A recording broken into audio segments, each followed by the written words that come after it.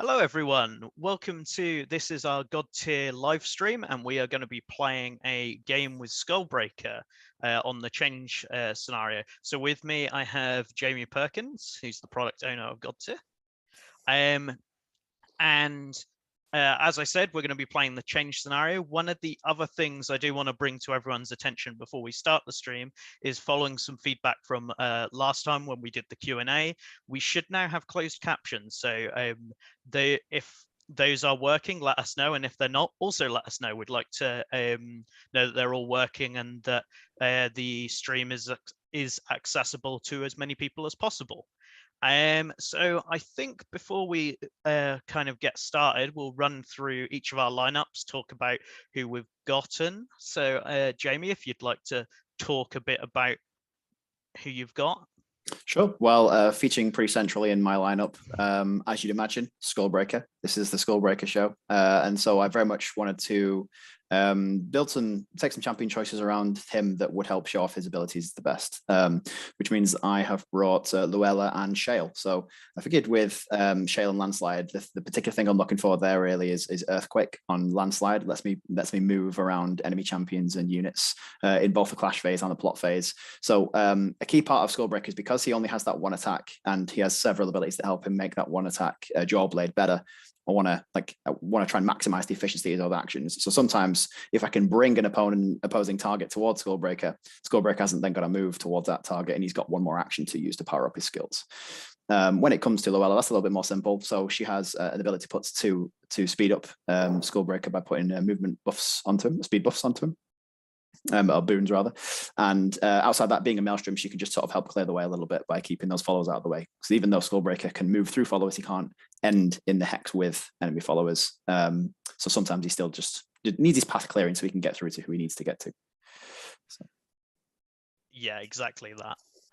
So in terms of my setup here, so I've got Blackjaw as a Maelstrom. So the plan here is that, knowing that Jamie was going to be playing Skullbreaker, I thought, well, I need someone who can remove a decent number of followers, because I want to try and stop those followers getting Skullbreaker to where he needs to be. And yeah, Blackjaw brings a volume of attacks that hopefully means even if my dice are bad, I should be able to remove a decent number of the Tooth Bearers. We'll see how that plays out in the game, but that's my theory to begin with. And obviously he will be bringing speed to the Warband as well, which will be useful when we get to my next pick of Nia. So I brought Nia here largely as a way to kind of expand out the objective hexes, because I want to essentially try and space the battle out a bit more and pull it back a bit so that Skullbreaker has further to go to get to his opponents. I don't really want like a massive, melee in the middle. I want it to be a bit more spread out. So that's what Nia's here for, and also allows me to get that speed boon round where it needs to be by copying it from Blackjaw. And then finally, Sneaky Pete. So when I was thinking about what Slayer to bring, it was a case of, for starters, I absolutely love Sneaky Pete. Much to the chagrin of, say, Richard August, who works at Steamforged. But it's one of those where I brought him as well because he has a few options in terms of into high dodge champions with the gang boss rule. And I'm hoping that I can essentially attack in my plot phase, as most goblins tend to, and then in the clash phase, attack again, and perhaps, take out a Skullbreaker in the clash phase before he gets to go and do some damage. Like with the Blackjaw thing, we'll see how that plays out. Yeah, we certainly will. Yeah, no, I know what you're saying. It's a strong tactic. I think playing on the change scenario is going to make it very interesting for us as well, because this game board is probably going to end up looking very different to how it's going to start. So for people that aren't too familiar with the change scenario, what's going to happen at the end of each turn is the player that's lost that particular turn round, basically gets to roll 4 god tier dice, and they can move that many objective hexes up to 1 hex. So when you do that every turn, a number of hexes is going to be all over the place by the end of this. But it does mean that the number of hexes isn't naturally going to grow or shrink unless Steve adds any more hexes to the game board with Calcify. But yeah, they're going to be shifting all over the place. Yep. So as you can kind of see here, we actually pre-deployed off stream, and we also decided who was going to go first. So we've got the battle ladder set up as well. So I am going to be going first in this particular game. So we begin in my plot phase. So I'm going to be activating every champion and follower in my warband. And I think the place I'm going to start is with Blackjaw here in yellow. So Blackjaw is going to begin by using Hotfoot on his card and putting a speed boon over on Nia, because she's going to be needing that to get further up the battlefield. And then he is just going to move his speed of 3 up the battlefield to get to a more central position. And with that, that's him activated. So I'll flip his card over. Then we may as well do his followers next. So his followers also move 3. So I'm going to move them up first. So this group will move up here. And I realized I probably should have moved them as a group of models, because as you can see, with their swords out by their sides, sometimes getting them to fit where they need to fit can be a bit of a problem, but we'll make do. I mean, compared to Skullbreaker. Yeah, that's true. Collision detection, such a fun part of this. Yeah. So they've moved up their 3. For their second action, they are going to use Rush, which I choose a hex, and each Unburnt Reaver in that hex moves up to 2. So we'll choose the hex of 3 next to Blackjaw here, and they will move 2 spaces a bit further forward to there. Come on, play ball. There we go. Cool. And that's them done. Okay, then we will move over to Nia. So before Nia does anything, first, for those who aren't familiar with Nia, I'm going to talk about her trait because it's going to be important. So Rock Concert, if all 3 Quartzlings are on the battlefield, when Nia activates, she gets to make a bonus action, that activation. So she's going to have 3 actions instead of her usual 2. So for her first action, she is going to use Crystal Mirror. So she's going to choose a boon on a friendly model within range. In this case, herself. It's got a range of 2. And then choose a friendly model within range to gain that boon. So we're essentially going to duplicate this speed boon that is currently on her onto Sneaky Pete over here to speed him up. So that's the first action. She is then going to move 1 forward. Now, in Godtear, you can't take the same action multiple times. However, on Nia's card, she has a action called March, which allows her to move a hex. And because it's not a move action, she can do that as well. So she will... In fact, I realized I should have used my speed boon. So I've actually got an additional space of movement, and then I lose the speed boon. And then I will take my March 1 space forward. And that is my 3 actions, because I duplicated, I moved for 2, and then I marched. Yep. So let's flip that over. The Quartzlings. Now, the Quartzlings are going to move forward in their block 2 hexes forward. Now, unfortunately, their abilities at this time can't really use them, because Calcify requires me to be next to an objective hex, so they can't do that. And Shimmer, it targets enemies, so I'm not in range for either of those. So their last action, they're not going to do anything, unfortunately. But hopefully they'll get to do some stuff soon. Right, then let's head over to Sneaky Pete. So Sneaky Pete has a movement of 3, going up to 4 because of his speed boon at the moment on him. So I'm going to move him 1, 2, 3, 4, right up into the center. That is 1 fast goblin. Yep. So he loses his speed boon. And then for his second action, he is going to place his banner. So he's going to place that on an objective hex. You can only place banners on an objective hex. And when you place a banner, you score a step. So I move it 1 step closer to me on the battle ladder. And essentially at the end of this turn, once we've done everything, whichever side of the battle ladder this token is on, that person will win the round. In Sneaky Pete's case, so he's moved up, he's dropped his banner. So that is him now done. So I'll flip his card to show he's activated. And then finally the Sneaky Stabbers. So we'll go with them. Oop, I just knocked Nia's dial down. We'll go with the Sneaky Stabbers. They will move forward 3. So 1, 2, 3. They'll get behind the Sneaky Pete himself. Then for their second action, they're not in range to do Let Me Do It, which is their attack. So we'll get one of them to sprint, which is I choose a Sneaky Stabber and it moves up to 3 hexes. So we'll put 1, 2, and we'll put 3 to there. And flip the Sneaky Stabbers cards to show that they are activated. And that is my plot phase. So it'll be over to Jamie to take his plot phase.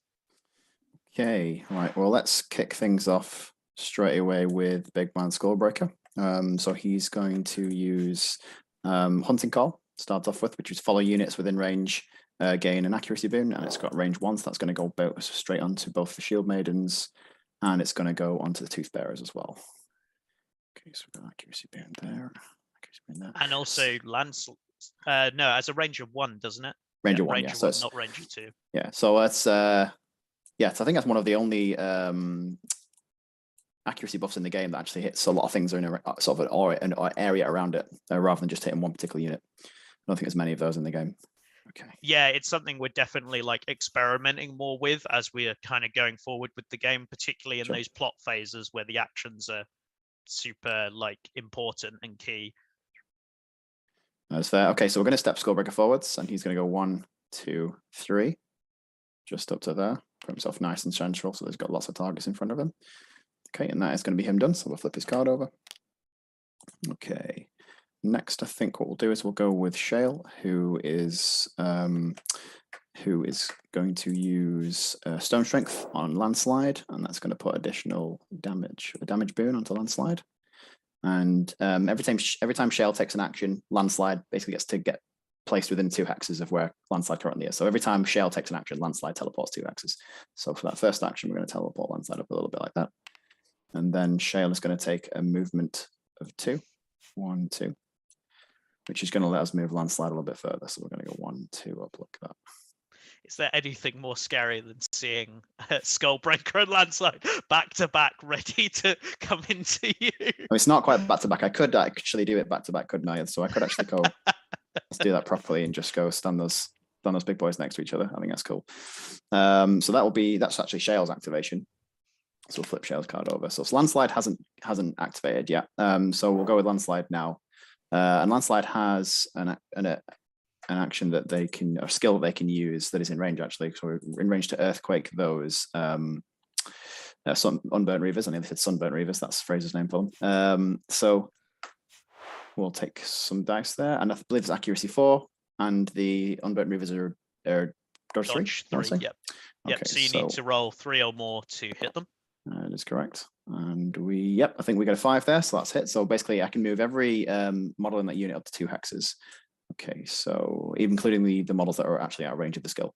So what we'll do is we'll bring them a little bit further down here. Go 1, 2. We'll just spread them out a little bit, I think, in some ways, because I don't want them to be in the way of me. The Landslide tractor beam in action. yeah, very good. Okay, we'll just put those over there because they're going to get in the way a little bit if I don't get them out of the way now. So that's them done. Okay, so Landslide has another skill called Eruption, I think it is. But that's not something I want to use right now. It's not in range of anything useful. So we will end Landslide's activation there. Flip this card over. Okay, and then we'll come to Luella next. So Luella is just going to move her 2 hexes. So the thing with Luella is she has a trait called momentum. What we call that? Yeah, momentum. So when she's moving, as long as she's traveling in a straight line, then she gets one extra. She gets 1 extra hex to move. She gains 1 extra speed basically. So she has a movement of 1, and then in addition to that, she can use her momentum to go a 2nd hex in the same direction. And then after that, she's going to use Supercharge to put a speed boon on herself to use in her next activation. And then we'll flip her card over. Shield Maidens are then going to go next. As well as followers, they are just going to move their 1 hex. Oops, that's the wrong button. And then we'll move their 1 hex, and then they will march a 2nd hex. Yep. Just like Nia did earlier. Yeah. Yeah, and then they're going to end their activation there. That's their 2 actions together. When they end their activation, as long as they end their activation next to Luella gains a protection boon, so she'll gain that as well. Okay, because they are Luella's Shield Maidens. That leaves just the Toothbearers. Let's have a look at them again. Okay, so they have Rush, just like the Unburnt Reavers.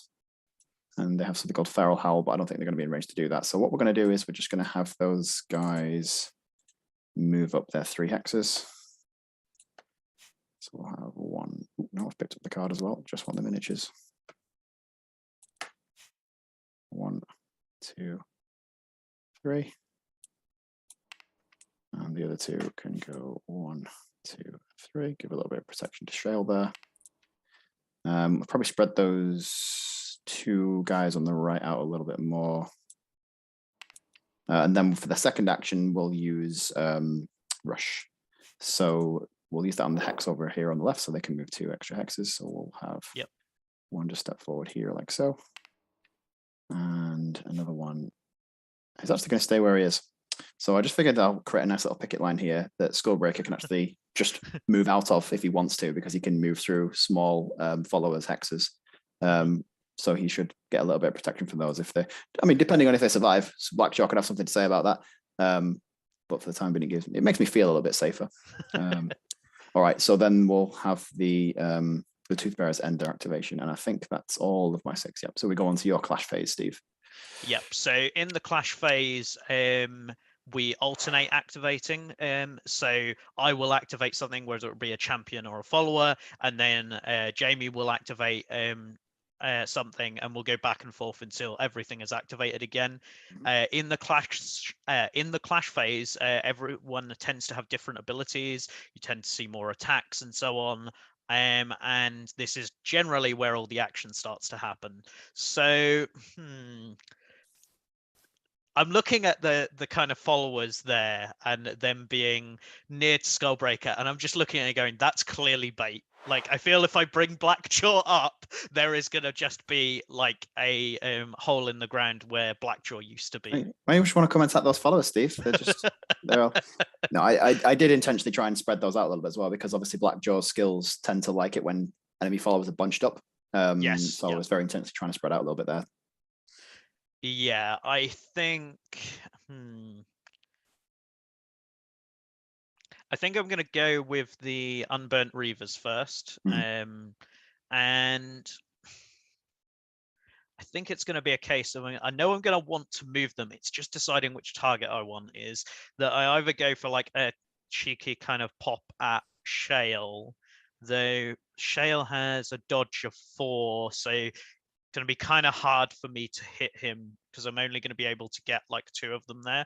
Or Sure. I just go for the more reliable like group of 3 together and try and hit the one Toothbearer. So I think I'm going to go for that, because I don't think I'm very likely to really get anything on Shale. Sure. We're not at the stage in the game when I'm going for Hail Marys just yet. Can you also make a development note, Steve? I want us to put a skill in the game called Cheeky Pop. So yeah, I'm just going to move this unit forward and do a Cheeky Pop with this person. Yep. I will make a note of that. It's been mentally recorded, and I'm sure James, our cameraman, will make a note of that for future reference. Thanks, James. Okay, so they've moved 2 up this time. So in this phase, they actually move 2 instead of 3. So that's the other thing you'll often see is different move values in different phases. So we're then going to look at the Unburnt Reavers, and we're going to use a Cleaving Strike. So it has a range of 1. And then we have these 3 lines on the card. based on the number of followers that are in the hex. We've got 3 followers, so we're going to use the bottom line. So that is an accuracy of 5. So we're going to roll 5 dice to try and hit Toothbearer. Now, I think Toothbearers, are they dodge 3 or 4? I can't remember. Looking at the card very quickly, they are dodge 4. Okay, cool. So I'm going to be rolling 5 dice. So I'll pick these 5 up here at the front. That's definitely a hit because that is a total of 6. So I exceed their 3. And then in terms of damage, we've got 6 dice of damage. So I'm going to need to roll 6 dice over at the side. There's only protection 1. Yep. So this is fairly likely to happen, but you know, dice can still be dice. Yep. So I exceeded the armor of them. They've each only got 1 wound, so that is a dead follower. So the follower gets knocked out, and that scores me a step. So I'm going to move the turn token 1 step closer to my side.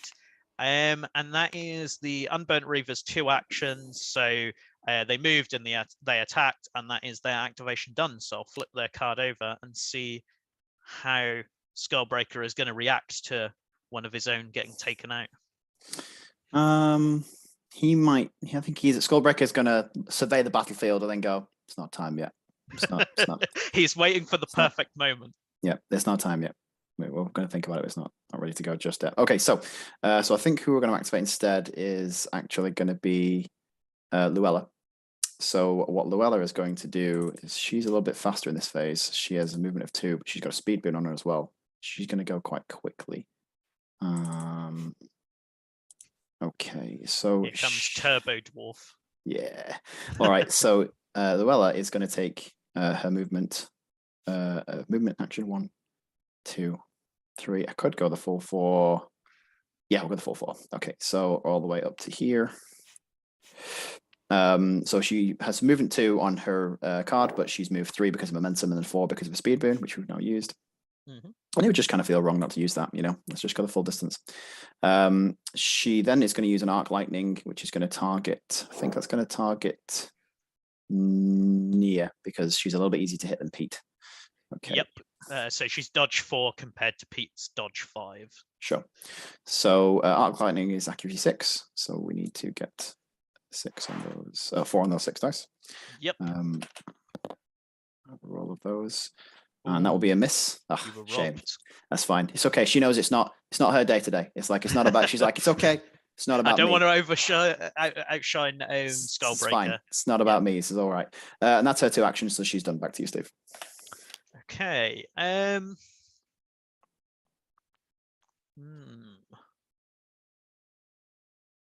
Okay, so I think we're gonna go with the Quartzlings now because we know that Luella is gone, so she's not going to be doing anything particularly nasty to my followers. So for their first action, so they've got a move of 0 in this phase, but they have a rule called Rolling Stones, which allows them to move up to 3 hexes in a straight line. So they're not going to be too brave, but they're going to just roll up 1 hex next to Blackjaw here for their first action. And then for the second action, they are going to use Stone's Throw, which is a range 2 ability, which has an accuracy of 5 and a damage of 5. And we're going to see if we can just... I'm not looking necessarily to do any damage here. I'm more just looking to kind of hopefully hit and remove that protection boon from Luella. So that is 5 dice needed. So I'll take these front 5 here and give them a roll. So Luella is dodge 2. Yep. Okay, so I hit her. So that is then 5 for damage as well. And I think she's protection 4 at the moment because of that protection boon. That's correct. So boons stay on until essentially that stat is used. So regardless of whether I do damage or not here, that boon will come off, but I need to exceed 4 to do any damage. So I need a real good roll here. And I didn't do any damage because I only rolled 3, but it does still get rid of that damage, that protection boon. So hopefully someone else will be able to go in soften her up a bit. So that is the Quartzlings done. So I will flip their card, and it is over to Jamie. Okay, I'm just trying to work out if the shield maidens are going to get to do much this turn, but I don't think they are. So they're just gonna move up, I think, and just go. I've picked up the card again. Stop picking up the card. You just want the miniatures. Okay, so they're going to take the movement of 2, 1, 2, and then they also have march in the clash phase as well. So they're going to march another 1, just up to here. So, and then yeah, that's their activation done. Back to you, Steve. Okay. Right. So we'll go with Nia, I think. So for her first action, she's going to use Erosion. So it's a range 2 ability, which doesn't damage, but if I hit with it, it'll put a negative to protection. And it's range 2, so within 2 hexes. So I'm going to be looking to stick it on Luella here to soften her up a bit. So it's 5 dice, and I need to get a 2 because I dodges 2. And let's see if we get it. Yep, I hit. So that is a protection blight on Luella, if you'd like to put that on. No, but yeah, sure. I'll do it because you asked and you were polite about it. Okay, so she has a protection blight. Always be a polite enemy. It has benefits. And then for her second action, we'll go for Blinding Light. Now, this one does have damage attached to it, but is a little less accurate. So we're looking at 4 dice to hit, needing 2. Oh, I was robbed there. I only got a 1, so yeah. I didn't hit. I do still, however, have a third action because of Rock Concert, because all 3 Quartzlings are still on the battlefield. But unfortunately, my options here are kind of move Luella around. And I could duplicate a Blight, but there's no one in range for me to duplicate on. So I think it's going to be a case of just passing my third action because I have plans and I don't want to move Nia forward and block a lane to Sneaky Pete. Yeah, that's fair. So it's one of the small things that's quite interesting about placing your own banner down is that enemy champions can crush your banners, but you actually can't step into those hexes. So you kind of make them, when you put a banner down, you also kind of make it impassable terrain to yourself. Like you can't go through it. So you've got some interesting options there for where Pete can and can't go later in the turn. Yeah. Okay, so I think what we're going to do here is it's going to be Shale to go. So let's have a look at this. So we go. Okay, we've got some stun spikes we could throw at somebody. But I also want to make sure I get Landslide at the table for later in the turn. So let's have Shale move up 1, 2 to here. Mm-hmm. That unburnt Reaver has decided he's going to knock you over. He has. Okay, so that's the first action for Shale, which means I can move Landslide 2 hexes. So we'll move Landslide up just to there. Okay, and then for that's fine. That's good. I'm okay with that. For our second trick, what we'll do is we'll Stone Spikes the Unburnt Reavers, I think. So that's got an accuracy of 5, and if that hits them, they're going to take a movement blight. Yeah. So an accuracy of 5, so you need a 3. Yep. Yep, you just got it. So we got that. So it's a movement blight on those Unburnt Reavers. I'm not going to move Shale again. Landslide again this time. I'm happy with Landslide where they are. Okay, so we'll end Shale's activation there and then pass the turn back to you. Okay.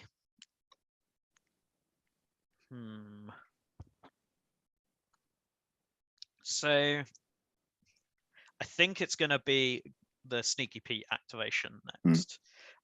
So to begin with, his movement's not too great in this phase. It's only 1.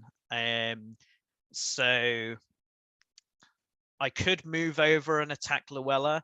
I think I want to just go for the Annoy, which if I hit will move the target 2 hexes towards me because I don't really want to be going anywhere close to Skullbreaker if I can help it. Why not? So we'll go with the Annoy at Luella. So that is 5 dice of accuracy. So I'll get ready to roll those. So need a 2 because of a dodge of 2. Yep. So that hits. So the hit effect on it is move the target up to 2 hexes towards Sneaky Pete. So when you're moving something towards, it always has to be reducing distance in every step that you move them. So I'm just going to move Luella 1 hex towards me, adjacent to Sneaky Pete, ready for him to do some terrible things. So then for his second action, he's going to use backstab. So that is an accuracy of 5. So I will roll my 5 dice and see if I can hit her. So I hit, rolling a 4. So if this attack hits a champion, the champion gains 1 wound. So she automatically gains a wound. It's down to 6. Which is a good start. And then damage-wise, we've got a 5 dice of damage, so I'm going to be rolling 5 dice. Now, normally, her protection is 3, but it's currently at 2 because of this protection blight. So 5 dice minus 2, anything over will be damage. Ooh, okay. So that's 1 point. So I at least got some damage on there. And, you know, we're only looking to soften her up. That's what we'll say. And that is Sneaky Pete's 2 actions. So that is him done. And over to you, Jamie. I'll flip his card over. Okay, so I think we're going to go with the Tooth Bearers next. And what they're going to do is first they're just going to take a move action. So we're going to move this one over here like so. And we're going to step this 1, 2, a little bit backwards.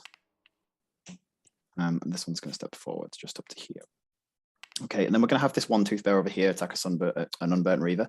There's going to be like an accuracy buff debuff here because the Unburnt Reavers have got some kind of like fear aura, haven't they? Yes, so I will. So their trait is fearsome. If a small enemy is within 3 hexes of 1 or more Unburnt Reavers and has fewer than 3 models in its hex, all of its skills have -1 accuracy. So essentially, you need to have the 3 or more, otherwise you're going to have -1 accuracy. So yeah, they cancel out. So yeah, because they have an accuracy boon from Skullbreaker in the turn, that just means they're going to get +1, -1, and then they'll roll 4 dice on Club Bash to attack one of those Unburnt Reavers. So we'll take 4 dice and roll. Yep, needing a 3. Yeah, you got it. We get it. Okay, and that attack, I don't think it's just champions inflicts a wound, is it? Yeah. So to hit effect, the target gains 1 wound, which means it'll automatically knock it out. Yep, I get one step on the battle ladder. So that is a knocked out Unburnt Reaver. For rules' sake, I would normally roll that damage roll as well, because it would say if they had a protection boon on them, it would be required for you to say you've done the roll to take the protection boon off. But in this case, we're just going to skip it. And then also there's a trait on the Tooth Bearers called Set Up the Boss. When a Tooth Bearer damages an enemy Skullbreaker, may gain a boon of your choice or move 1 hex. So I think what I'm going to do here actually is I think it's actually useful if I sort of get the best of both worlds and just give him a speed boon, which means I've got some more options for where he's going to move later in the turn. Yeah. Okay. And that's going to be the Tooth Bearer's turn over. Yeah. For you, maybe. Okay, so I've got the Sneaky Stabbers who aren't going to do a whole lot, I think.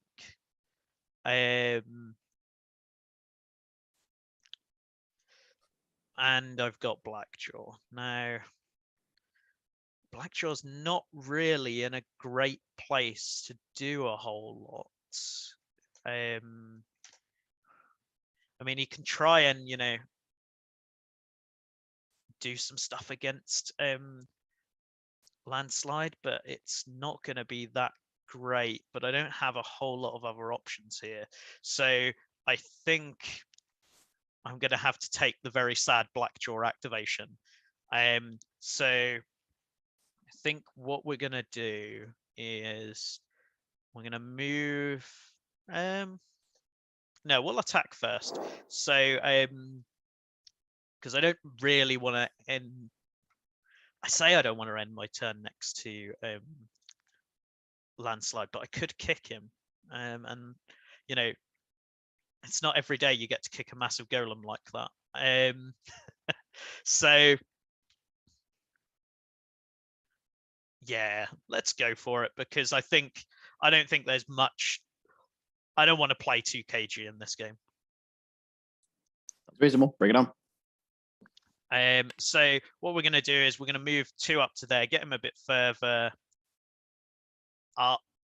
I mean, I have put him in Skullbreaker's range, but we'll deal with that when that. It was kind of impossible to stay out of it. Yeah. When he's got a speed bin on him, and also we haven't actually done landslide yet, so there's also earthquake in play. Yeah. So for my second action, I'm going to use kick, which is an accuracy 6 and damage 6, but it must target a follower. And despite what you may think, that big guy there is a follower. Yes. Okay, so 6 dice, dodge of 2 on landslide, so hit, and then protection 3. Protection 3 against 6 dice. Oh, that is only 2. That is not cool. What is that, Blackjaw? Come on. It's okay. These are just all being really polite. They're like, it's okay. It's not about us. We're clearly Blackjaw's had a bribe from Skullbreaker. It's like, make me look good. Champions on both sides are like, it's okay. It's okay. we're being selfless today. Okay. So all right. So is that Blackjaw done? Yep, that's Blackjaw done. Okay. Regrettably. I think I'm going to be super greedy actually, and I am going to do landslide now. And the first thing landslide's going to do is landslide is going to boulder bash Blackjaw. Yep. Which is accuracy 6. We'll roll that into, is he dodge 3? Yeah, dodge 3. So that is a hit. Okay, so because we've got a damage boon on landslide, that's going to be 7 damage dice. Doesn't boulder bash? Yeah, boulder bash puts a dodge blight on me. Yeah, that's correct as well. Will be useful for you. So we rolled 7 damage dice against protection 2, and that'll be 2 points of damage onto Blackjaw. Yep, so he goes down from 8 to 6. We're going to then immediately carry on and do earthquake onto Blackjaw as well, and he's now dodge 2, I believe, because of boulder bash. So that being accuracy 4 gets a hit, and what we're going to do is we're just going to transport Blackjaw right where he doesn't want to be. Just there. Okay. I mean, I've wasted a speed boon at this point. You know, I'm feeling very wasteful. Wasted. With Skullbreaker. So that's going to be landslide's activation over. Okay. I mean, fair enough. I think this is going to be like, it is lambs to the slaughter, really. For just going to take that the dodge off Blackjaw. Yeah, because you used that. So I've got the sneaky stabbers who don't have a whole lot really left to do. So I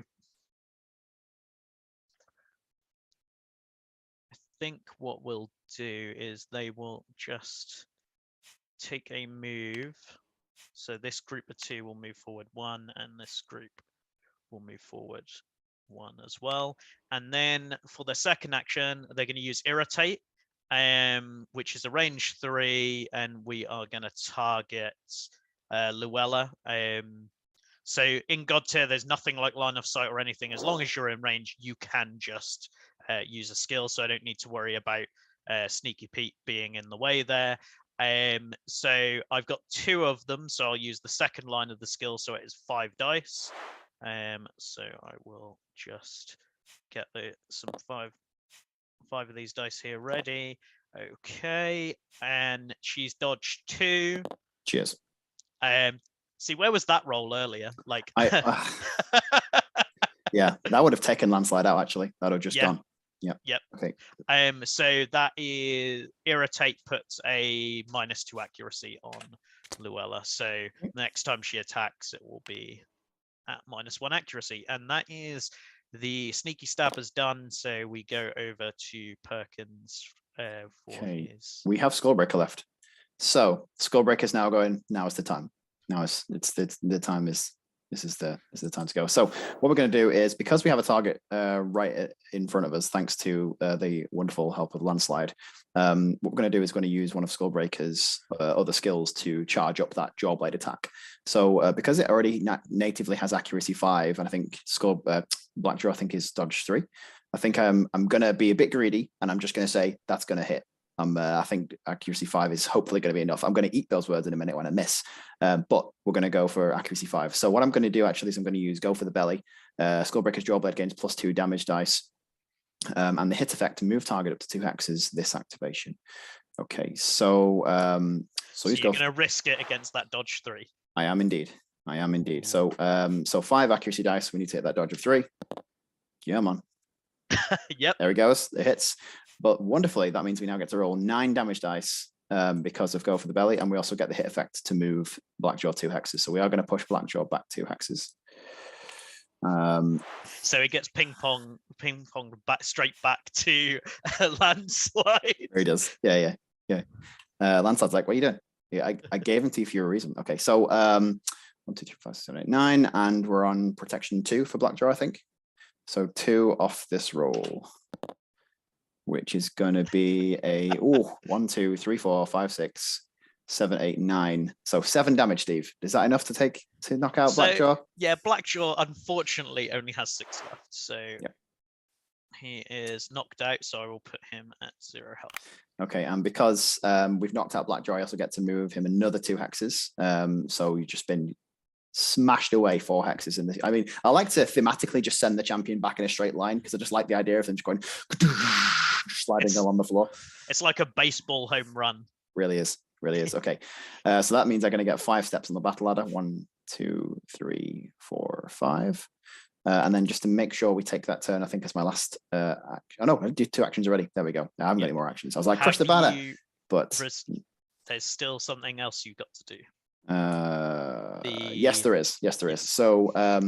So as a hit effect of Jawblade, after using the skill Jawblade, Skullbreaker gains a movement debuff. That's kind of like as the immense strength is taken to swing this Jawblade, it's actually going to have a lasting effect and make him a little bit tired for the next activation. So, but because he has a speed boon on him, that's just going to take away the speed boon, and they cancel each other out. Yeah. Okay, and that then is going to end Skullbreaker's activation. And I think the turn. Do you have any more champions left? Nope, that's everything of mine. Okay, so we'll just take off. We'll just score banners at that point. Yes. So you don't have any, but I still have, surprisingly, Sneaky Pete's banner is still. Yeah, I got greedy. You see, I was like, no, I just want to roll these 9 dice and take Blackjaw out, and then didn't think about how that was going to make you win the turn because of the banner. But that's fine. 1, 2, 3, 4. So that goes back onto your side. Yeah. As the banner gets removed, and then you're going to take turn 1. Yes. So we can flip that over. So I get 1 victory point of the 5 needed to win. You do. And yeah, each turn is worth different amounts. So although I've started with 1, Jamie can very quickly catch straight back up. So yeah, if you want to start, go ahead and explain. You're doing it, the change scenario. So as we said at the start of the game, we have, and Steve just said, then we're playing the change scenario. So instead of adding or taking away objective hexes to the game board, as so happens in some of the other scenarios, we're going to roll these 4 Godtear dice just now, and that's effectively the number of objective hexes that can move up to 1 space. And I think anything that's on the objective hexes, not that there actually is at this moment in time, but if there's anything on the objective hexes, it actually moves with the objective hex. It just kind of gets carried. You can't move the same hex multiple times. It's 3 hexes. In this case, I've rolled 3, so it's 3 hexes move 1 space. So how can we make use of this? I think what we're going to do is we're going to move this hex a little bit down here. So I've got the option of going stepping on that with Shale. Let you go. Yeah, and then we'll just lock that in place. We're going to move another one of these that's near to Skullbreaker down towards Skullbreaker, because that seems like a clever thing to do. I'm just going to make sure it fits under his sword. Mm-hmm. Okay, and then we can move 1 more. So let's make Sneaky Pete's activation a little bit less like action efficient. Move that objective hex away from Sneaky Pete and create a nice little sort of radioactive pattern there of objective hexes in the middle of the game board. Okay, and then I can choose who's going to go first in the next turn. I think it's going to be you to go first, Steve. Okay. So the turn token goes on my side. Really quite like the idea of Skullbreaker having the opportunity to just go, no, I'm going to wait. It's not time yet. It's not time. It's not time. End of the turn now. Boom. Yep. Seems reasonable. Right. Okay. So I actually didn't know if you were going to give me first turn there or not. So it's a risky one because of Pete. Yeah, for sure. Right, let's see what I can do with this first turn. So we'll start off with Blackjaw, and I think for his first action, he is going to go 1, 2, 3, and place themselves there. And then he is going to drop his banner. Nice. On that objective hex there, so that will gain me a step. And I'm hoping with that being on the edge there, it's going to be... Oh, Skullbreaker, sorry, Blackjaw was knocked out, wasn't he? He needs to rally. Yep, that is a good point. He will not be doing this. He was there.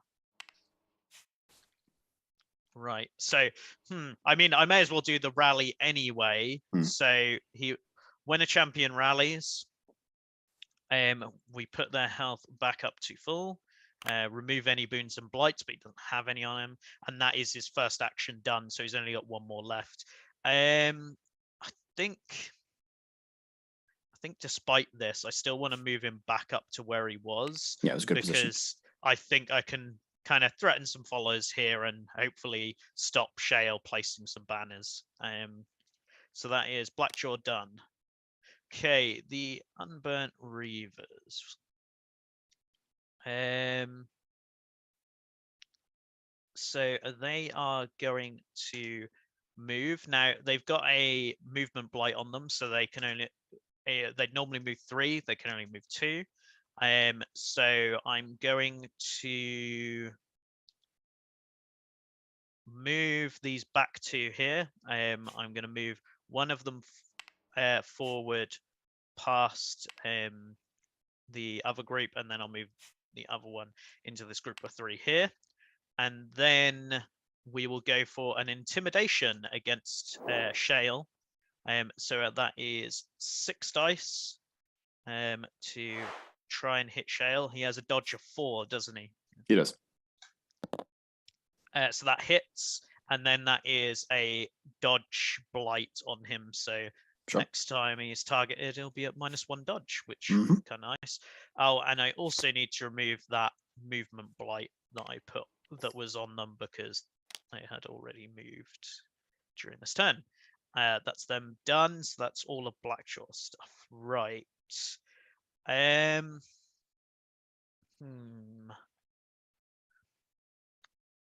Let's... only got 1 attack there. Okay, so what we're going to do is we'll go with the Quartzlings. So they are going to make a move. So one of them is going to move to there, and then another, the other 2 are going to move around to here and sit in front of Landslide because they've got a movement of 2. And then for their second action, the Quartzling by itself is going to calcify. So if the Quartzling is the only one in its hex and is adjacent to an objective hex, replace it with an objective hex. So he gets removed, and we've now got that objective hex here. And I will make sure that that's not overlapping the other one and hit lock on that. Right. So that is the Quartzling's done. So we'll flip their card over. Nia. So now Nia only has 2 actions this activation because of the fact that all 3 Quartzlings aren't on the field. So for a first action, she's going to move 1 across, and then for a second action, she's going to put a banner down. Now, normally a banner is worth 1 when you place it. However, because she's a shaper, it gains an additional step. And that is her done. Right, Sneaky Pete and the Stabbers.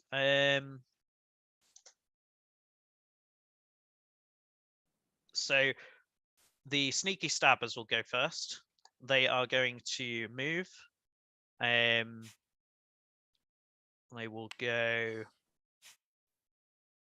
1, 2 there, that group, and then the lone one, because they're also movement 3, will move round and form a group here. Now, they are then going to do Let Me Do It against Luella, which has an accuracy of 3 but a damage of 6. Yep. And so fingers crossed. So 3 dice, needing a 2. Okay, so that was a 1, so they will miss, and that is them done. So that's the sneaky stabbers. Let's see if Pete can do anything with this. So Pete will start off by going for a backstab. So normally it's an accuracy of 5. However, he gets +1 accuracy for each sneaky stabber next to the target. So 5 + 3, so we've got 8. Not that he really needs it, but you say that now. No, he's just looking down at them, going just disapprovingly, like I'm not angry. Yeah. I'm just disappointed, guys. Come on. So he'll roll his massive 8 dice, and yep, he hits. So that will put a wound on Luella because of the backstabs rule. And then he'll roll for damage. So she is protection 3 right now. Yep. So 5 - 3. Need a good roll here. 2, so no damage. Sneaky Pete also letting the side down. Okay. Second action for him. Will just leave. just be like, you know what, guys, I'm out. Yeah. There's either just leaving, but that doesn't feel very in character. I think what we're gonna do is actually we will use a leap, and we're gonna leap. So leap allows him to be placed within 2 hexes of where he currently is, and he's gonna leap to there to block Luella from being able to place her banner. Very good. And that is Sneaky Pete done, and that is my plot phase. So over to you. Okay. So I think what we're going to do is kick things off with Landslide, who I actually need to get the strengthened boon off him. Damage boon from last turn. So he's going to start off with an eruption, which automatically hits anything around him, friend or foe, and gives them an armor or protection blight. So that's going to go on to Pete, and it's also going to go on to the Quartzlings.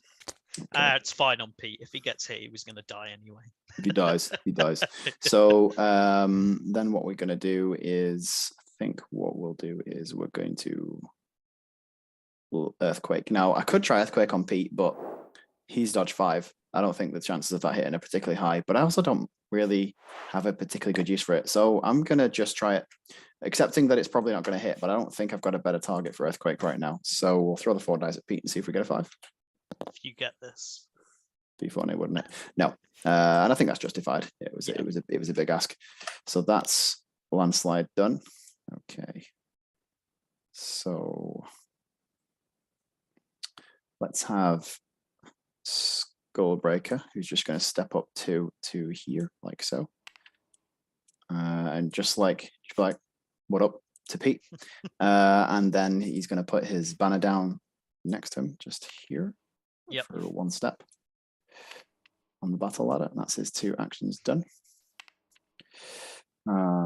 Flip his card over. Then we're going to have Shale move. 1, 2. Which means I can move Landslide, but do I want to? Yes, actually I do. I'm going to put Landslide just here to create a little bit of a wall between Pete and Shale. And then for Shale's second action, he is going to place his banner as well. And because he is also a shaper, he, like Nia, he gets 2 steps on the battle ladder for placing his banner. And Shale is done. So that leaves me with the Toothbearers and Shield Maidens in Luella. So what we'll do with the Toothbearers is they're going to recruit a follower back, which means they get a follower in the hex next to Skullbreaker. Put 2 of them there like that. And after that, they're just going to take a move action, I think. So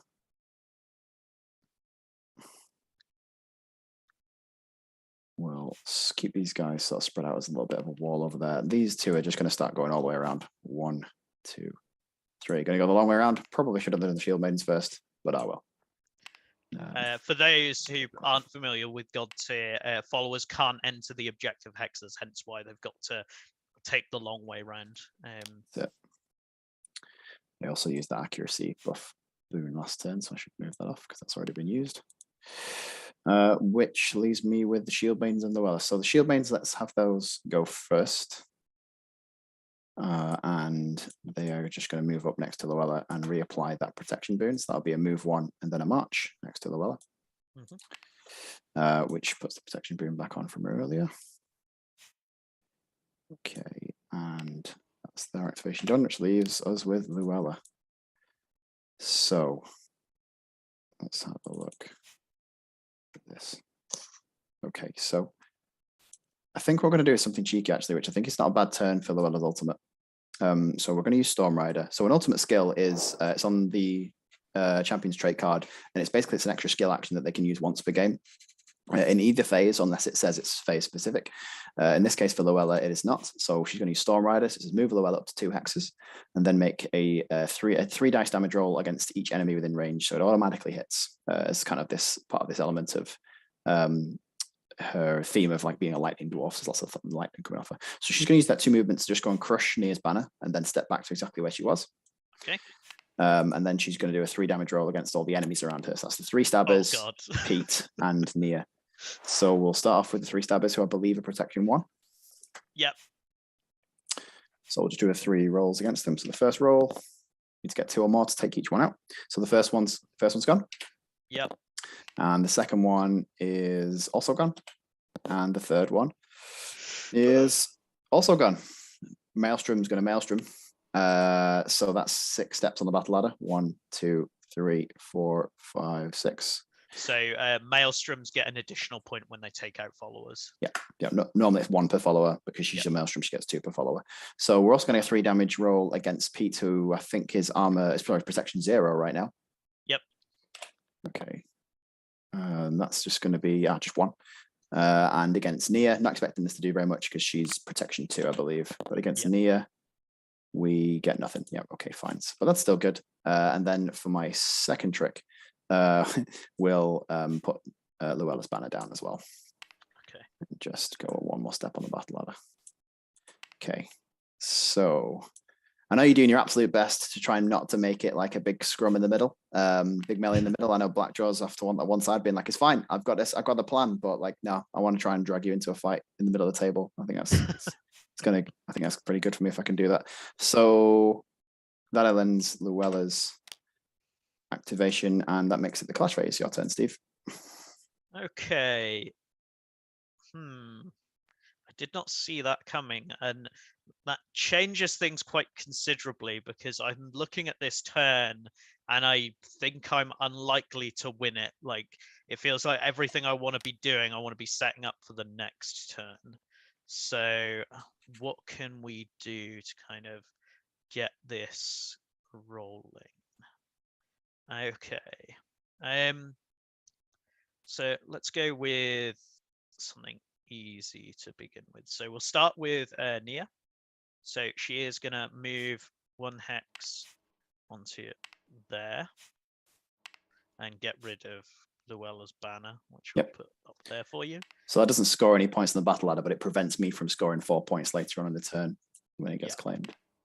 And then for my second action with Nia, because I haven't got all 3 of my quartzlings on the battlefield, we will go for a blinding light against we could go for Skullbreaker. Yeah, we'll go for a blinding light against Skullbreaker, see if we can get it. Yeah, that'll be a little bit painful, because having accuracy debuffs on your champions when you're also on the same table as Sneaky Pete, who is dodge 5, is a bit of a problem. Yeah, like I'm not that likely to get it, but if I do, I think it's quite good for me. So 4 dice needing 4. Yep. No, I got a 3. Sure. That is near done. So over to you. Okay. So I think I want to take the opportunity while it's there now with Skullbreaker before it slips away from me. So we're gonna show the other skill on Skullbreaker's card, which is I Smell Blood. So Skullbreaker's Jawblade skill gains +4 accuracy dice, and the hit effect, the target gains 1 wound with this activation. So that's going to take him from accuracy 5 on his Jawblade to accuracy 9. And even Pete's dodge 5 suddenly is relatively relatively likely to hit that. I just took Sneaky Pete's protection blight off as well, because obviously Luella triggered that. That is correct. So rolling the 9 dice against Pete's dodge 5. And yep, we get it. Okay, so we automatically put 1 wound onto Pete because of I Smell Blood, and then we have a 7 dice damage roll, even when it's not been buffed by Go for the Belly. Yep. So he's currently got 3 left now after the 1 point that was automatic. Sure. And Pete has 1 point of protection, doesn't he? Yeah. So we're looking for 4 on 7 dice to try and knock him out, and we get it. Yep. So that's that knocks Sneaky Pete out. Yep. I mean, it's basically a wasted action because I was already 1 step away from the top of the top of the battle ladder anyway. But so we've knocked out Pete. We will move Pete 2 hexes, 1, 2, just this way, just to get him out of position. And that will be Skullbreaker's turn over. Back to you, Steve. Okay. Oh, I also need to put the movement blight on Skullbreaker before using Jawblade as well. Yep. Okay.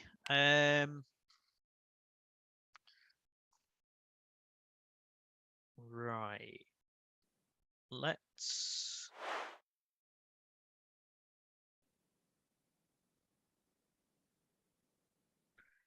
go with the Quartzlings.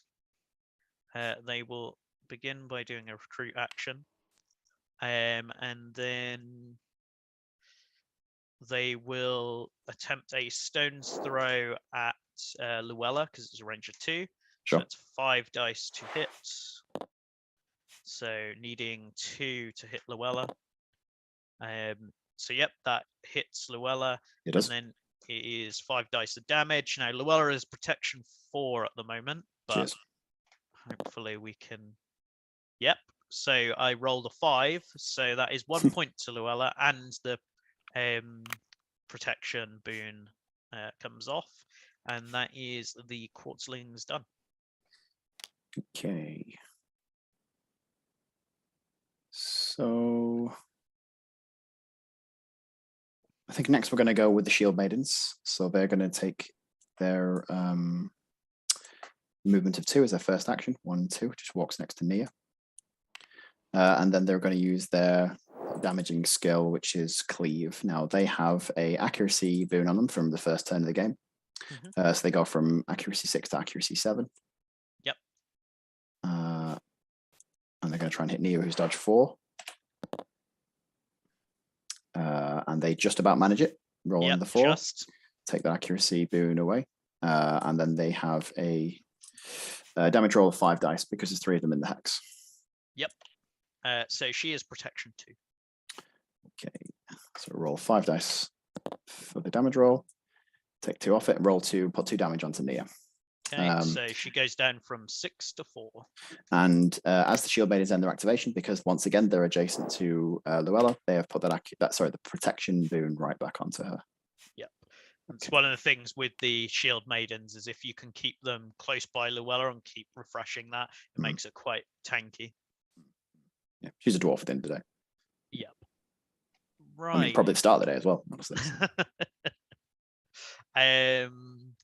Okay, so we've done those. So I've got Blackjaw, Sneaky Pete, and both of their followers.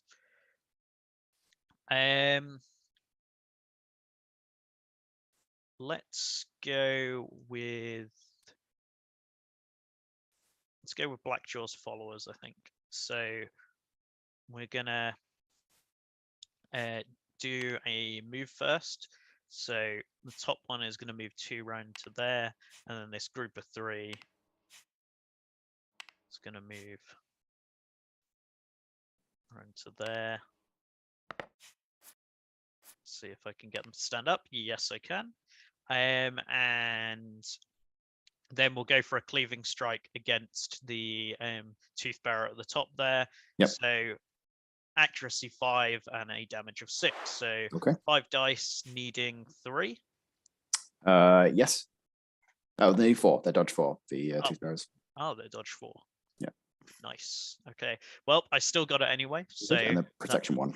Yeah, protection 1 with 6 dice. Now this should be a foregone conclusion. Yep. So that is one step on the ladder. You know, just in case you want to score some more points, you've now got the opportunity to. I hope. It's very generous of you, Steve. I appreciate that. And that is them done. Okay, so Skullbreaker has gone already. What else useful can we do with this turn? Now, I think I agree with you. This turn's probably a bit of a foregone conclusion because of the banners that are left there as well. Yeah. So what else can we do that's kind of cheeky? So we'll have Shale go next, and Shale is going to. They have a movement blight. What put the movement blight on Shale? Something did that. Movement blight. Or was it supposed to be a different kind of blight that I put the wrong one on? Honestly, I can't remember it.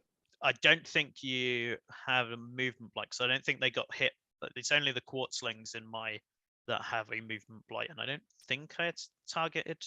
So I don't know. It's definitely not a movement blight. Just take it off, and we'll. You know, I'm sure after we're done with this, we'll look back at the footage and go, "Oh, it was." Oh, it was meant to be dodge. It was meant to be dodge blight because Nia did it, I think, earlier last turn. Feels dodge blight. I think she has a dodge blight, but I don't know. Okay, well, yeah, like you said, well, we can't remember where that came from. Okay, so Shale is then going to move 2 hexes. Just move over here like so. We're going to. Whoops. It's going to face plant. Need to. There we go. Put you down. This is going to allow me to move landslide, which we will. Put landslide over here. And then Shale is going to use stone spikes onto Blackjaw. Yep. So that's 5 dice for accuracy, and if it hits, I'm going to put a movement blight onto Blackjaw, which is a hit. So put a movement blight to Blackjaw. That moves Shale again, and we're just going to put landslide. Landslide is going to move right next to Blackjaw, which ends Shale's activation. Okay. Blackjaw will go. He's going to start off by going for a kick against landslide. Makes sense. See if we can't kick landslide away. So 6 dice to hits, because I got a 3, and then your protection 3, 6 dice again. Come on, damage dice. So 3 damage. Nice. That puts landslide down to 1. Now this puts me in this awkward position of, because originally the plan was kick and move a space. You want to be greedy though, because you know if you take out landslide with that next skill, you get the bonus one anyway for Blackjaw's trait. Or you could just move. It's also because Shale has gone, landslide hasn't, so he would have to recruit. That's going to limit what he can do this turn if I can take him out. Yep. And I would be concerned. Also, if you manage to take landslide out, remember he's going to get replaced by an objective hex. It's going to change the landscape of the game board a bit. Yeah, that's true. I mean, let's make the bold choice. I mean, my dice haven't really supported the bold choice at all, but you know, I'm nothing if not an optimist. So let's try this. So we'll go for which one is it? Fiery Axe. So it hits every model in the hex, but there's only landslide in there. Accuracy of 4, so I need 2. Hits, and it's 5 dice of damage. So I need to roll a 4 or more to knock out landslide here. You do indeed. Here we go. Oh, 3. Okay. Blackjaw is done, and he will now gracefully take punishment from Landslide, I imagine. So, yeah, we'll have Landslide go next, who is going to immediately use a Boulder Bash onto Blackjaw, which is accuracy 6. That hits Blackjaw and then is also damage 6. Yep, and it's going to put 4 damage onto Blackjaw. Blackjaw's not having a good day. Yeah, so he goes down from 8 to 4, so half his health, just casual, half his health. And he gets a dodge. He does. I'm going to immediately use that because there's actually nobody else in range for Landslides or Earthquake. Yep. So I need to hit 2 on the Earthquake, which you do. And we're going to just put Blackjaw on the edge of the board there. Okay. Okay. And then that will be Landslide's turn done. Yeah. Okay. So I have the Sneaky Stabbers and Pete. Okay, so the Sneaky Stabbers will go. So I haven't got any of them on the battlefield at the moment. So followers return to play using a skill called an action called Recruit. And when a follower recruits, you place them in a hex adjacent to their champion. So I've got none on the field, so my first action has to be to recruit. So what we're going to do is we will recruit that one there, just above Sneaky Pete. And then let's go for a really cheeky irritate on Skullbreaker. So it's 3 dice. And if I hit, it's a -2 to his accuracy, which he will not be best pleased about. No, he won't. That definitely classifies as a cheeky pop. Yes. So. Yeah. So 3 dice, needing a 4. Sure. Nope, I didn't get it, but it was a long shot. Okay, that is the Sneaky Stabbers done. Over to you. Okay. So we have the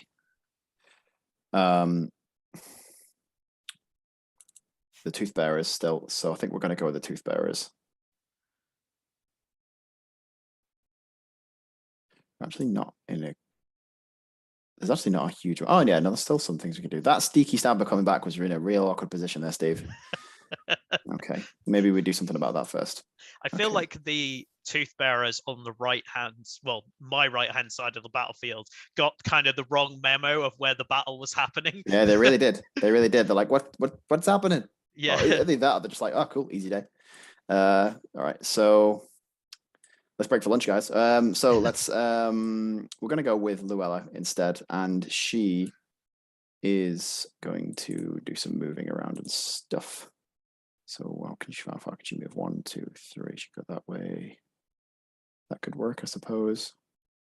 Yeah, so she's going to move her 3 hexes because she moves 2 for her speed, and then because she's going a straight line, she gets an extra movement for momentum. Yep. She's then going to use Rolling Thunder onto the Sneaky Stabber next to her because she's got an accuracy blight. So I kind of want to use the less accurate action to just get through that accuracy blight.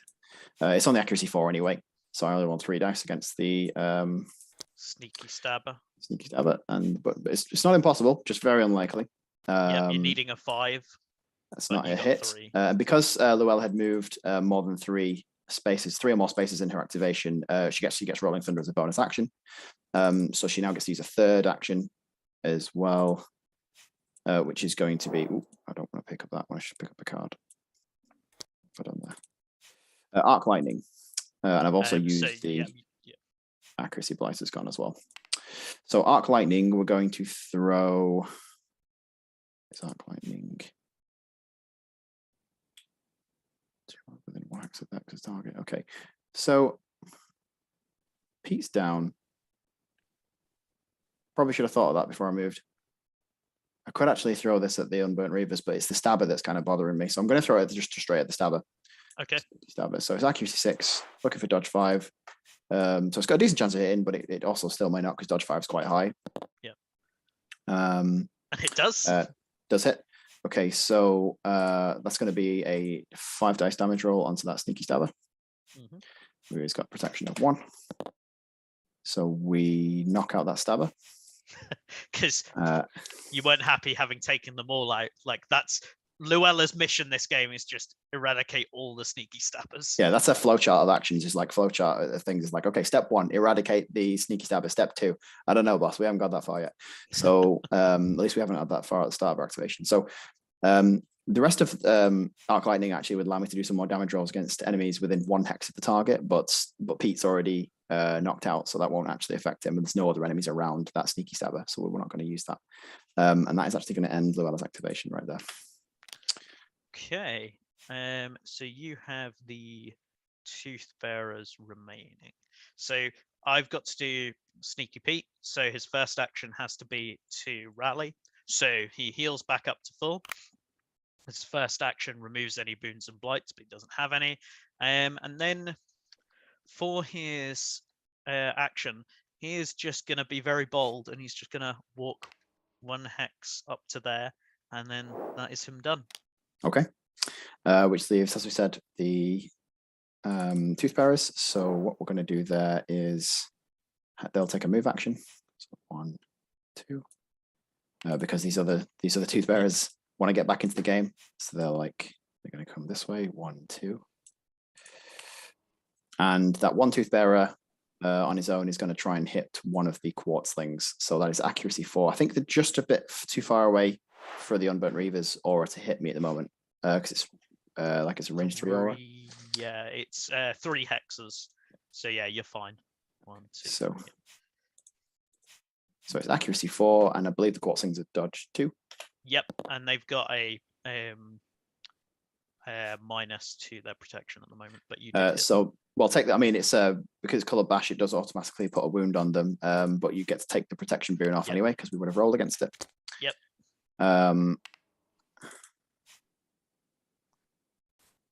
And what I can do is I can move Skullbreaker 1 hex, or I can put a boon of my choice onto Skullbreaker. So I think what we're actually going to do is move Skullbreaker this time, the 1 hex just stand right next to Nia, like that. And that is the Tooth Bearers done. She does not like that. Is that the end of the turn? Yep, that is the end of the turn. I think looking at the battle ladder, I mean, it was a close fought turn. Very close. But you just got it. Yeah, I just sneaked it through, I think, there. So Yeah. we'll just take these banners off that basically just didn't really do anything. It's wasted turns. I mean, it was such poor action efficiency. Action economy, rather. Okay, so this time it was you that lost the turn, so I get the points for it. You can roll the 4 dice on the objective to see how many hexes you get to move. Yep. So because you got that turn token, you get 2 victory points of your 5 needed to win. Mhm. So I'm going to roll my dice. Oh, nice. Okay, so I'm going to be moving 5 objective hexes. Nice. And so what are we going to do here? So first off, we're going to move the one with Skullbreaker on. So I'm just going to unlock this hex, move him back there, and then he can go back on top of that. Yep. You locked it in place. There we go. It's locked in place. So that was 1 of my 5. Mhm. And then for another one, we'll move this one at the back here, closer to Blackjaw, and lock that. Yep. We will then move the one that Nia is on back 1, and she will move with it. That's 3. 3. Should remember to lock the objective hex. We'll then move the one next to Luella back 1. It's just mean. So that's 4. And then we'll move this one up to there. It does mean that Skullbreaker's got somewhere to put his banner, but whatever. Yeah, it's kind of I mean, you've got quite a large degree to reshape the table, but it doesn't mean you kind of can take all the options away. I mean, you've made the action economy less efficient for Skullbreaker there in terms of hitting people, and also made it better for Blackjaw to put a banner down. So done quite a lot with that. Yep. And I'm going to go first. Okay. So this is turn 3. So turn 3 is worth the most points of the game. It is worth 3 points. Mhm. So this is the big one that we want to win, particularly because if I lose this turn, Jamie will win the game. Yeah, because I'm already on 2 points from having won the second turn. Yep. Okay. So, first off, let's go with the Unburnt Reavers. They will start off, the group of 3 will do an intimidation against Shale. Yep. So there's 3 of them, so it's 6 dice to hit. Yep. Needing 4. So let's see if we can. I imagine that's probably what they did last turn, right? When they were like, "What's that boon that we left?" Ah, that's probably what it was. Yeah.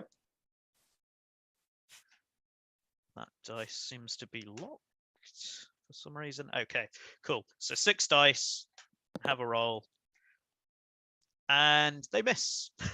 What was the boon? What was the blight that was going to go on there, though? Out of interest? Minus dodge.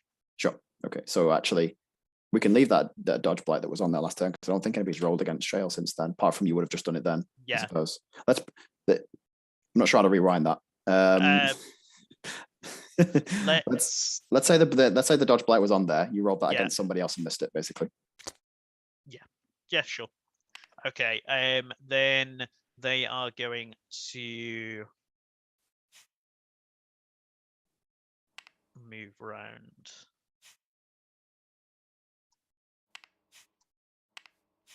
Like so.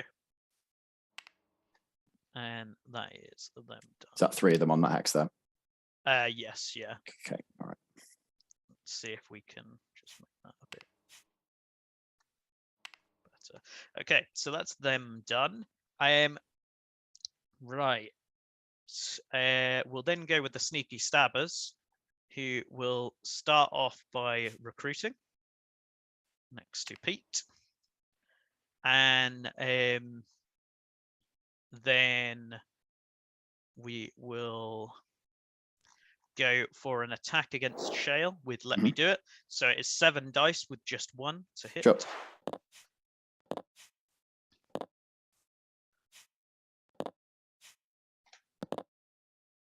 Which hits. And then it is 4 dice of damage. I'm in protection 2 for Shale. But also take away the dodge blight. So I rolled a 5, so that is 3 points. Goes down to 2 health left on Shale. Cool. And that's not a good place to be. The sneak stabber's done. We're then going to go with Pete. Pete is going to use his ultimate, Pounce. So it is a range of 2. Before the hit roll, you may place sneak on a hex adjacent to the target. So I'm going to place him adjacent to Shale there. And it is a 6/6 attack, but goes up to 7 because I've got 1 sneaky stabber next to Shale. So 7 dice, hits, and then 6 dice of damage. Yep. Minus 2, so I need a 4 here. Yep, that is a knockout on 5.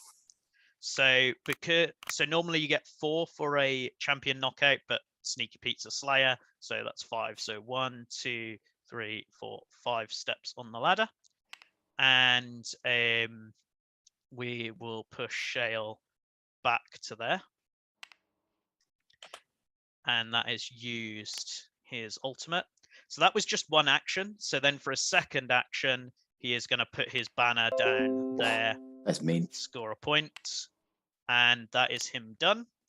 That felt all right. Pretty good, eh? Then we will go with Blackjaw, who will place his banner there. Score me another point. And then he wants to just move somewhere. He's going to move 2 to there. He can only move 2 because he's got a movement blight on him at the moment, but that gets rid of that. And that is his 2 actions done. And then Nia. So we'll start with the Quartzlings. So they will recruit, and we will then, with the group of 2, attempt a shimmer at the group of their name has completely gone. Shield Maidens, that's the name. So 5 accuracy. Which hits because they've got a dodge of 2, right? They do indeed, yes. Yep, so that is a movement blight on them. Oof. And that is them done. Nia will go. Just knocks her dial.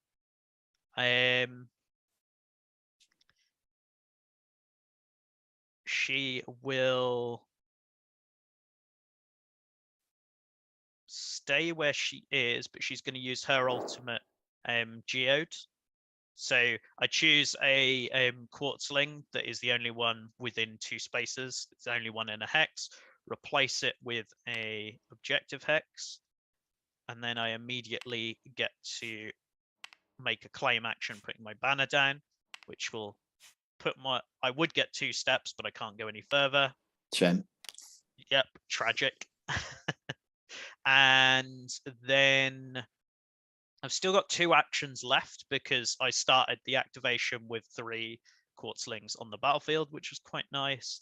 She will meditate to give herself an accuracy boon, and she will, I think, stay where she is. She'll duplicate using Crystal Mirror the accuracy boon that she just got, and she'll duplicate that onto the Quartzlings because she may as well for a 3rd action. Sure. And that is my plot phase. Okay.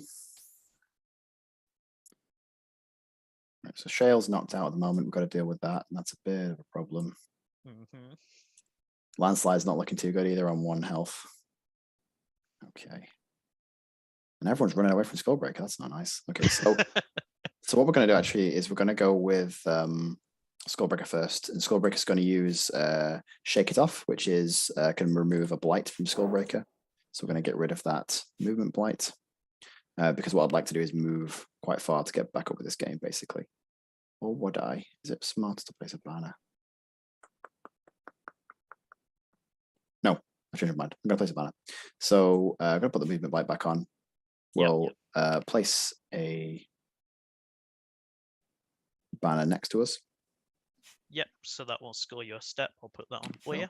And then we'll move, but we only get to move 2 hexes. So we're actually going to move just here, like so, right next to Nia. Just be like, just don't mind me. I'm just going to step just here. But that gets rid of Skullbreaker's movement blight just by moving. Yep. Okay.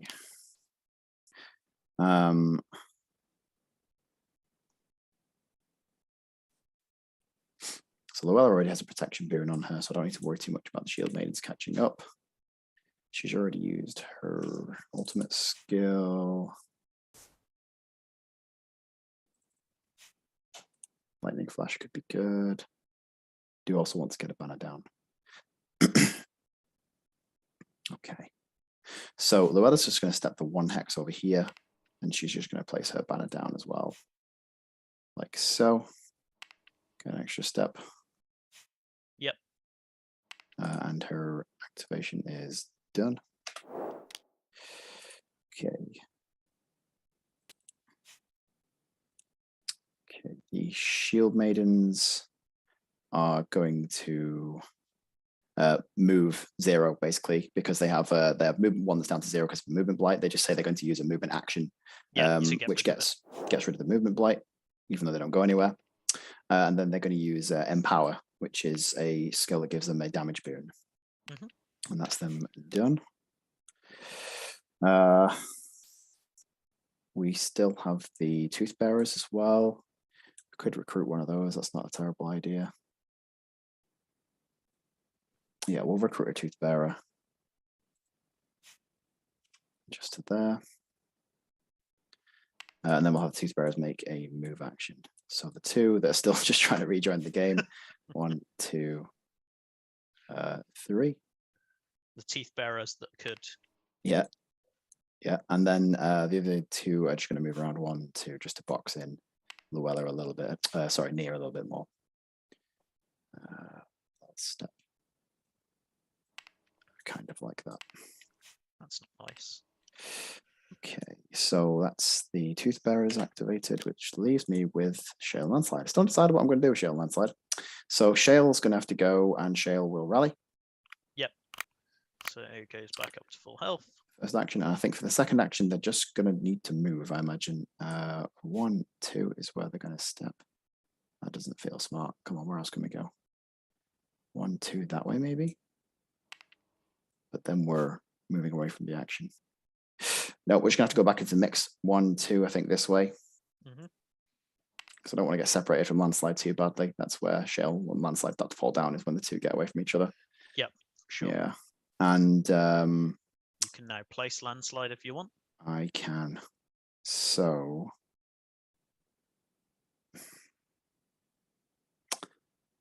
but I'm not gonna. Landslide's gonna stay where they are. Then we're gonna do Landslide activation. Landslide's gonna try and Earthquake Blackjaw. Needs a 3 because that's what Blackjaw's defense is. Yep. Or dodges, sorry. And we roll a 3, so we get it. So we'll move Blackjaw 1, 2 up like that. And then when we've done that, we'll do an eruption, which just puts a protection blight onto Blackjaw. And that will be Landslide's second action. So you got that protection blight onto the Blackjaw over there. So I think that's this card, isn't it? Which then makes it the clash phase that one. For your activation, Steve. Okay. Right.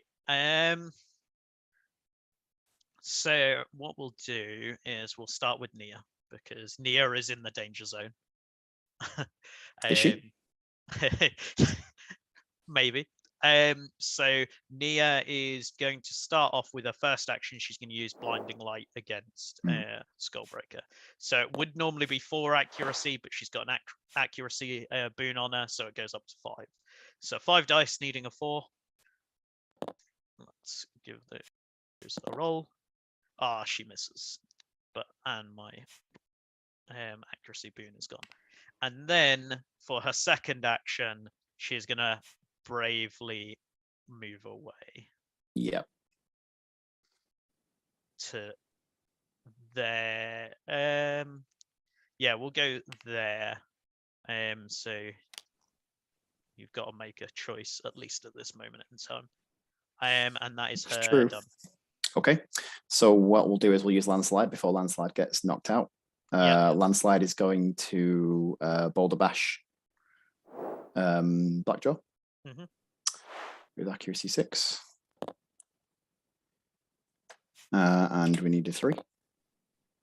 So we hit that, which puts a dodge blight onto Blackjaw. So Blackjaw's protection 1 right now, I think. Yep.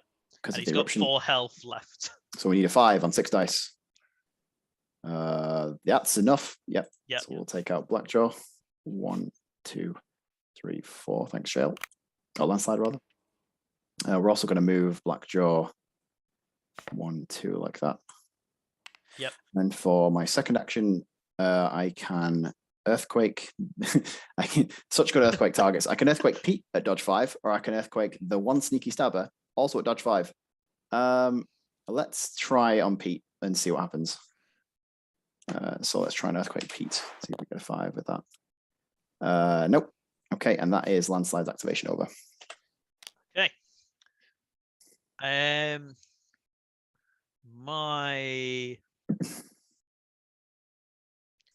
Okay, so for my next activation, we will go with the Sneaky Stabbers, who will recruit. Just block that little gap there. And then we'll try and irritate. I mean, we'll try it against Luella. So the one on the right will try and irritate Luella. Sure. So 3 dice, needing a 2. Yep.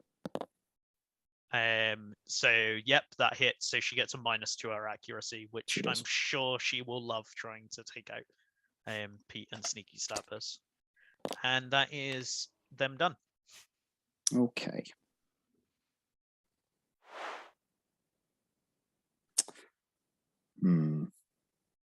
Not sure exactly what to do in a couple of instances here. So we'll do what I think is a relatively easy activation. I'm worried though about Shale. Shale's not in a wonderful place.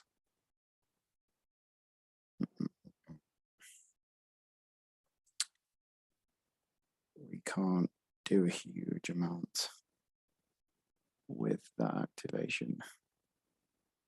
We just kind of be running away. All right, so we'll do Luella. And the first thing Luella is going to do is do a arc lightning onto the Unburnt Reavers. Yep. And that is accuracy 5 because of the accuracy blight that is on Luella currently.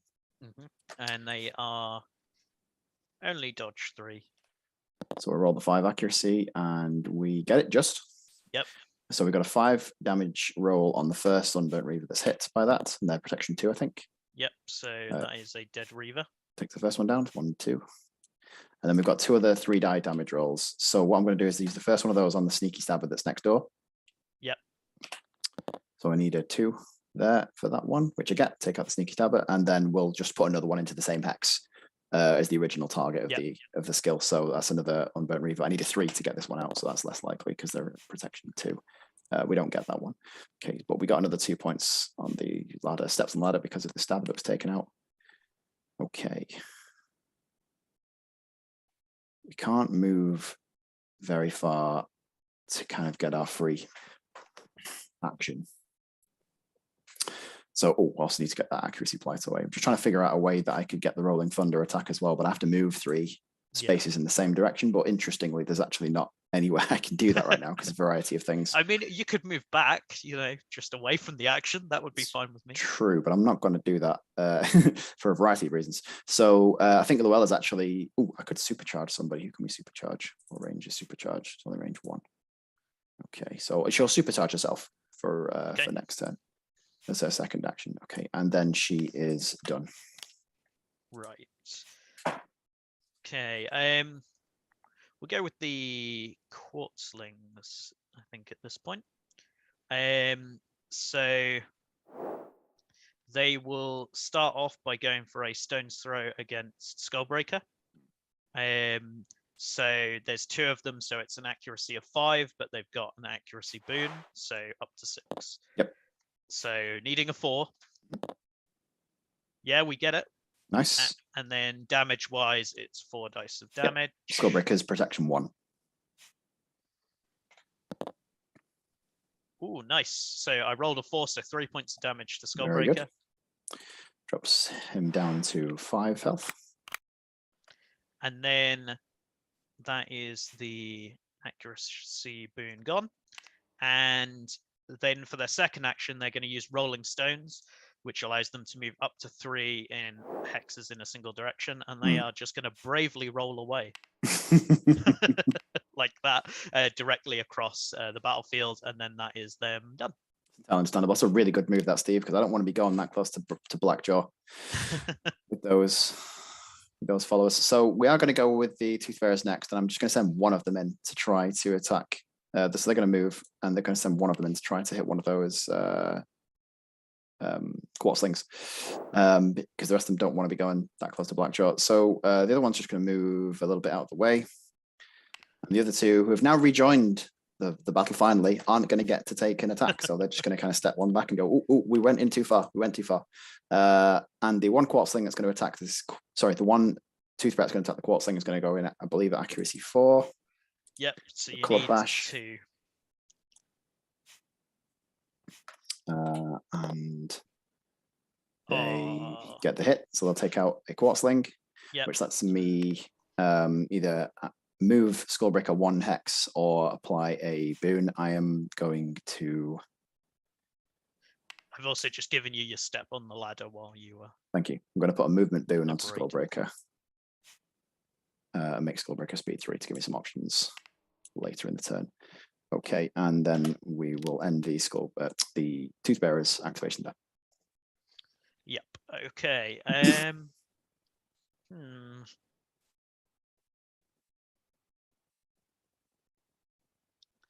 Let's go with the Unburnt Reavers. So they will take a move to group up here as a 3, to then take a pop at Shale. So 5 dice to hit and 6 on damage. So 5 dice needing a 4 on Shale. Yep. Hits. Yes, it does. And then 6 dice. That's going to hurt. So -2 here. I only rolled a 2, so no damage, just ping straight off. And then that is the Unburnt Reavers done. Okay. Still have no idea how I'm going to get to crush any banners. I think I'm going to get to crush one of them. I don't think I'm going to get to crush a second.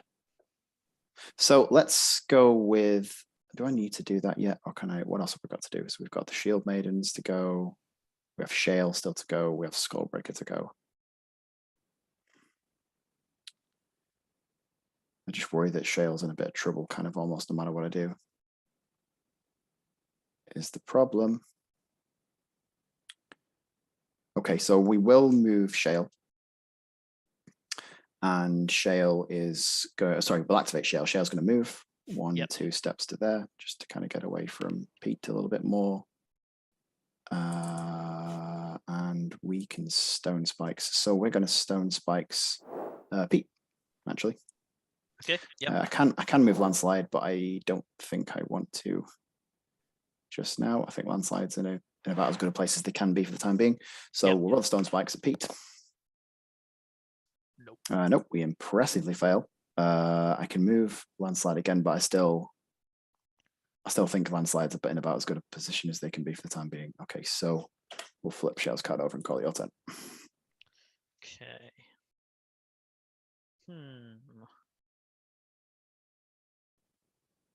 So we'll go with so we've done the Sneaky Stabbers actually, so I can't do them again because that would be cheating. So we've got Blackjaw and we've got Sneaky Pete.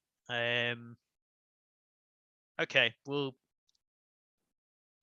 go with Sneaky Pete. So Sneaky Pete actually is not going to be able to get Shale here, which is a bit disappointing. So what we'll do is we'll go for an annoy on Luella, I think. Is that in range? Within 3, 1, 2, 3. No, it is not. Okay, so we won't be doing that. And I can't annoy Shale into range either. Because the Stabber's in range. In the way, sorry. Yeah, which is a bit of a problem. Yeah, I'm kind of. This is very sad activation for Sneaky Pete. He's gonna plot revenge. Hopefully, he'll get that at some point. And then we will.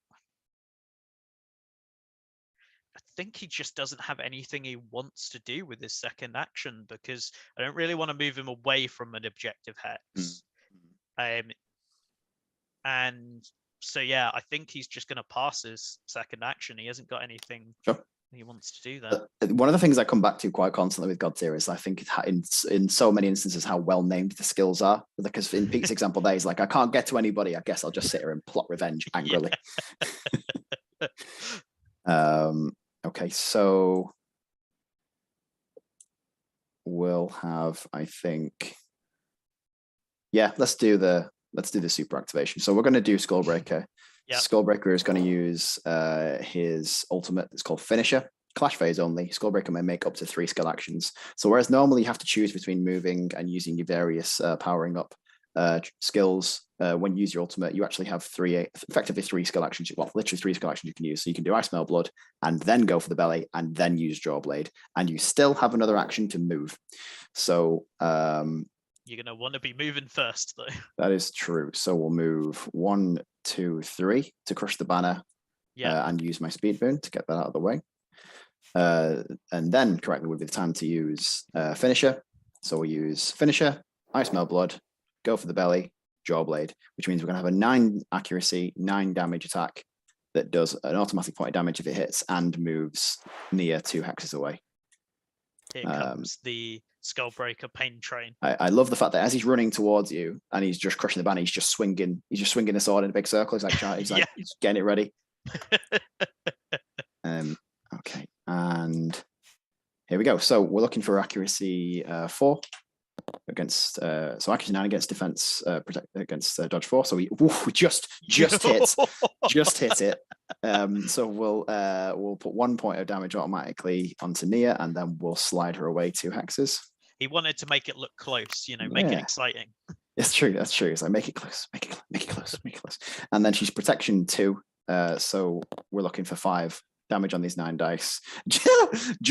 just exactly knocks. It's fine. It's fine. It's all he needed. Yeah, just about managed to take Nia out. No wastage. Exactly. Yeah. No more, no less than exactly what is required, and then we'll knock Nia 2 more hexes away. Because again, I just love the theme of just going in a straight line. And where you normally take a champion out, or knock a champion out, you get 4 steps on the ladder. But because Skullbreaker is a Slayer, he gets 5. 1, 2, 3, 4, 5 steps on the ladder. What an activation. Okay, and we'll flip the trait card over because the ultimate's been used, and we'll flip Skullbreaker's skills card because he is done. Yeah. He does need a movement blight though for Jawblade. Yes. He's pretty tired now, to be fair. That was a big exertion. Yeah, he's been a busy boy. Okay. I'm now looking at what my options are. I have a Blackjaw activation. So not going to be able to do that. Okay, so we'll finish in style. We'll move forward 2 to there. He needs to rally. Oh, yep, he's knocked out. He will not move forward 2 to there. So we'll remove everything off of him, and he will go up to his 8 health. And in this case, I mean, he'll just go for a fireball against the follower to the right of the course. Yep, it's a tooth bearer, so that's dodge 4. Yep. So 5 dice needing a 4. He hits. Yep, and protection 1. 4 dice of damage, which kills that. So I score 2. And I've got another action, but there's nothing I can do with it. So I guess he'll move forward to there. Sure. And that is his turn done. So it is now your final action. Shield Mavens. So there's not a huge amount they can do because they're not too close to people. So they're just going to go 1, 2, and then march basically as if they're going to rejoin the battle. Yep. And then they are finished, and I think that ends the turn. Yep. So then we both have 2 banners each. We do indeed. So they cancel each other out. So we can just remove those. They will not move the ladder at all. And this does mean, unfortunately, the game has come to an end, and I have been defeated by home run Skullbreaker here. And yeah, that is the game. You win with 5 points to my 1. That was pretty brutal. You had such an incredibly strong start to that last turn. Yeah. And I think I was kind of unsure about what target Skullbreaker was going to have for that turn, but I think if you'd probably when you planted your banner with Nia, if you'd step back a couple more hexes, it might have been more difficult for Skullbreaker to make, and he kind of might have been waiting until like turn 4 to get his ultimate off, probably. But otherwise, that was that's like, I think super closely fought and really brutal. I was genuinely not expecting. I mean, probably if I'd done the math, I should have done, but I wasn't expecting Shell to knock out Blackjaw there. I just thought I'd get Blackjaw quite low. Yeah. It's one of those, I think when I used the Nia ultimate, I actually should have thought and put the Quartzlings a bit further back, because it's a range of 2, get the banner further back. Because also one of the main reasons Nia stayed where she did was because of the fact that I was like, oh, I want you to knock out Nia or get the banner. I don't want you to do both. And both ended up happening. And I probably should have just, accepted one was going to happen and really split between the 2. Yeah. I think one of the things that's going to catch people out about Skullbreaker in particular is how critical the Tooth Bearers are to sort of setting up Skullbreaker's activation, because a lot of the ways I think people are going to try to make Skullbreaker's activation less efficient is by putting champions like just 1 hex too far away, or putting things in the middle and in the way, and in the hexes that Skullbreaker wants to land in, and a combination of that, or crush banners or whatever else you need to do with them that turn. And I think that's like one of the things that you did really effectively throughout this game was I was trying to manage the Skullbreaker threat, but you were at the same time providing other threats that were forcing me that if I was dealing with Skullbreaker, I was letting, say, Landslide do his thing. And that's really difficult to deal with also, while trying to, keep the Tooth Bearers from moving Skullbreaker around where he wants to be. And I also think you definitely got unlucky with a lot of damage rolls, especially in the early half of the game. Like I think like Luella took something like 7 or 8 attacks just to take the 4 health off her that she lost. And she could have gone down a lot sooner than she did. Landslide was lucky to only end on 1 health as well. There's a couple of things there that I think like could have that last turn looked like it sort of went massively in my favor, but there's actually only a couple of pinch points there where it could have been, actually that turn could have swung quite dramatically in either direction. So I think that was that was an enjoyable game. I like that. So shall we wrap it up? So thank you for all of you for joining us for this game to see Skullbreaker do what Skullbreaker does. Let us know if you enjoyed this and if you'd like to see more of these. A few other things that I just want to quickly cover as well is we're going to be at Adepticon. So if you want to get some games in with Skullbreaker, I'll be there. You can bring your Skullbreaker and beat me with your one in person. And also play the new campaign system as well and get some of those really nice acrylic tokens that we showed off on the last stream. And I think that's everything, unless I'm forgetting anything, Jamie. I think that's it for the time being. So you mentioned all the stuff that's coming down the road soon. We have, as Steve said, we'd love to do more of these live streams. So if you liked if you like seeing this here, then obviously please like the video, leave a comment on there saying that you liked what we do and the kind of champions I'd like to see in future next time. It doesn't necessarily just have to be the champions that we're newly releasing. We could just play other games involving some of your favorite champions and on live streams in the future. So thank you for watching. Thank you for watching, and we'll see you next time. We will. Bye.